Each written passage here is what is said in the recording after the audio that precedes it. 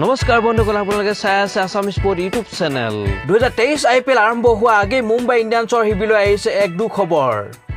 আঘাতৰ পৰা সুস্থ হৈ নুঠাৰ বাবে মুম্বাই দলৰ বেগী বলাৰ জসপ্ৰীত বুমৰাহ এই সিজনৰ IPLৰ ভাগ লোৱাৰ ক্ষেত্ৰত অনিশ্চয়তাই দেখা দিছে।